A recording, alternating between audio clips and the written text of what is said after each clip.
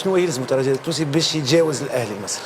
والله حسب رايي الشخصي اهم حاجه بالنسبه للترجي في المرحله هذه هو الثقه في النفس، لانه الاهلي قاعد يمر بنفس الظروف، راهو تقريبا من كاس العالم عمل بريستاسيون محترمه، من بعد تقريبا في كورب ديسوندونت، وتوا في الفتره الاخيره بعد 4 تعادلات متتاليه في الشامبيونز ليج فما تذبذب وعدم استقرار في النتائج وحتى في المانيير.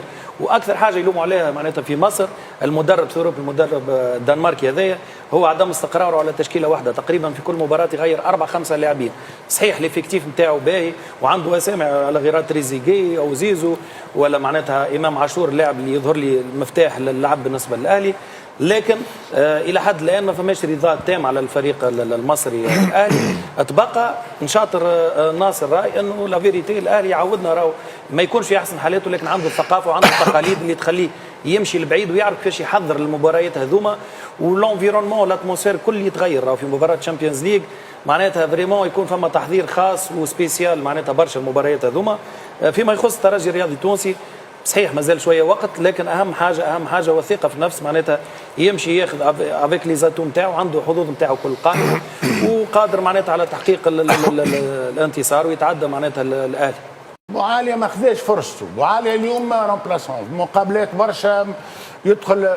انا بوعالية مثلا انا نحاول نفهم حتى النفسي، يسجل هدف رائع ما احتفلش بينما اللي حاسس انه مظلوم، حاسس ذهنيا فرصته فرصته ما خذاهاش، اعطيه فرصته.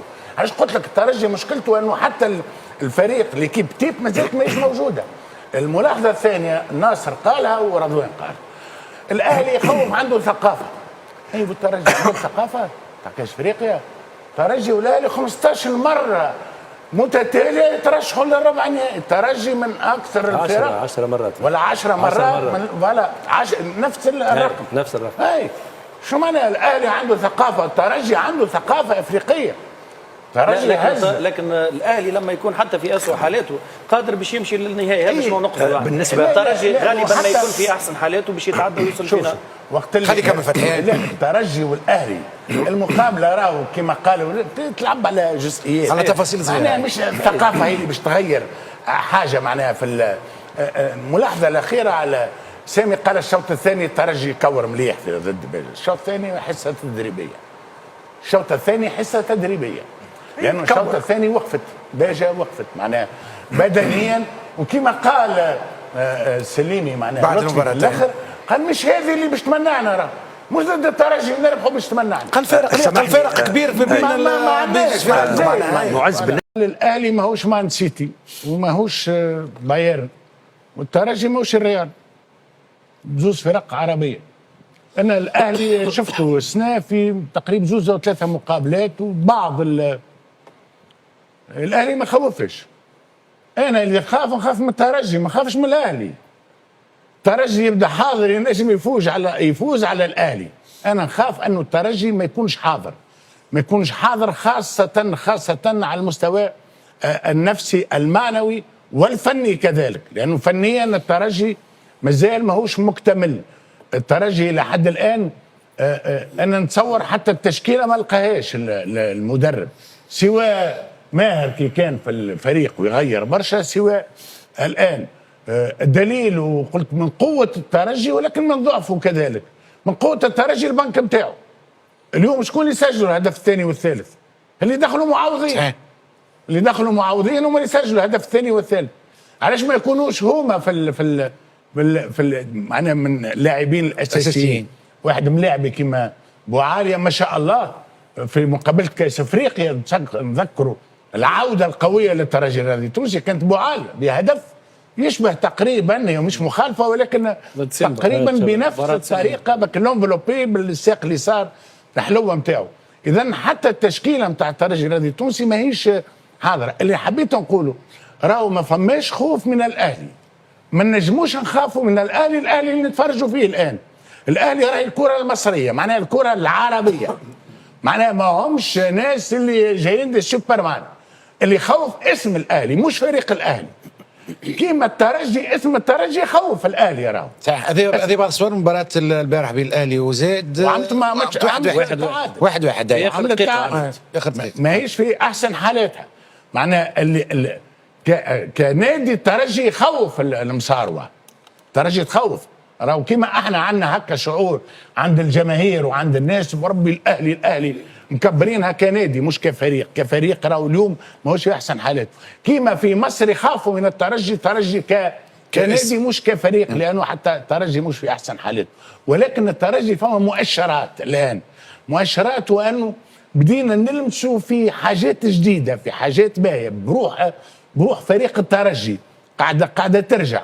معناها كي الترجي باش يلعب مع الاهلي ويكون ربما في معنويا على مستوى البطوله متهني شويه، ينجم الترجي يعمل المقابله اللي يستنوا فيها.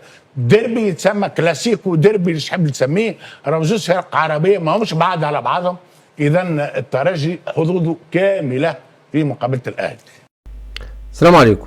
طبعا النادي الاهلي القرعه اوقعته في مواجهه نادي الترجي التونسي، او خلينا نتكلم بقى الكلام الصح، الترجي التونسي القرعه اوقعته في مواجهه النادي الاهلي في دور الثمانيه في دوري ابطال افريقيا. المباراه الذهاب هتكون في تونس في رادس يوم 15 مارس الشهر الجاري، ومباراه العوده هتكون يوم 21. المباراتين في شهر واحده في شهر رمضان، والثانيه هتكون ان شاء الله في عيد الاضحى. كل عام وانتم بخير.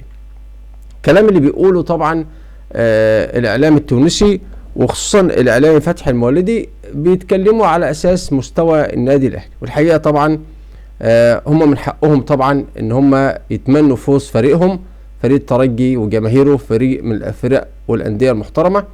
النادي الاهلي ليه تاريخ كبير جدا جدا مع نادي الترجي، وفاز في مناسبات كتيرة سواء في رادس او في القاهرة.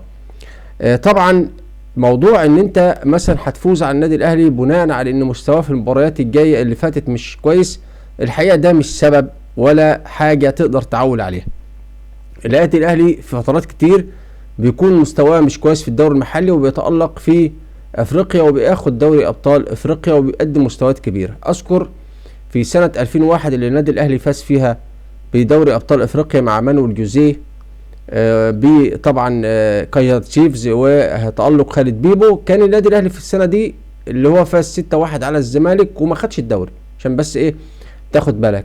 فمش معنى ان الاهلي بيتعثر في الدوري المصري ان هو طبعا ممكن يتعثر في دوري ابطال افريقيا، بالعكس. فاللي انا عايز اقوله ان ما تعولش قوي على مستوى النادي الاهلي في المواجهات السابقه، لان طبعا ده هيوديك في منطقه وحشه جدا جدا.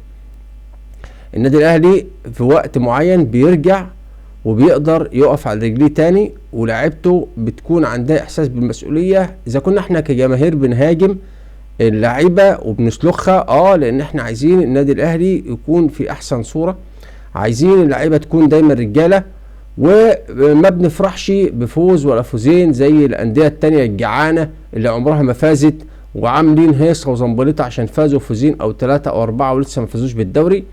النادي الاهلي يا جماعه ما بيبصش للكلام ده، احنا عايزين اللعيبه تكون رجاله في ارض الملعب. ومواجهه الترجي ايا كان فاز هو في النهايه فريق عربي، وان شاء الله يكون النادي الاهلي.